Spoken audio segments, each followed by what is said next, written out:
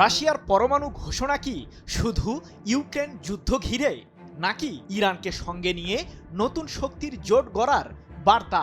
বিশ্ব কি ঢুকছে আরো বিপজ্জনক এক পারমাণবিক প্রতিযোগিতায়? চুক্তির মেয়াদ শেষ হতেই রাশিয়ার নিউক্লিয়ার সক্ষমতা বাড়ানোর ঘোষণা দিলেন প্রেসিডেন্ট ভ্লাদিমির পুতিন।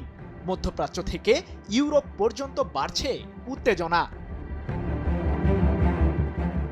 চুক্তির মেয়াদ শেষ হতেই রাশিয়ার ঘোষণা, পরমাণু শক্তি বাড়ানোই এখন সবচেয়ে বড় অগ্রাধিকার। বিশ্বজুড়ে যখন নিরাপত্তা, কৌশল ও শক্তির ভারসাম্য নিয়ে নতুন করে আলোচনা শুরু হয়েছে, ঠিক সেই সময়েই যুক্তরাষ্ট্রের সঙ্গে সর্বশেষ পারমাণবিক অস্ত্র নিয়ন্ত্রণ চুক্তির মেয়াদ শেষ হওয়ার প্রেক্ষাপটে বড় বার্তা দিয়েছে মস্কো।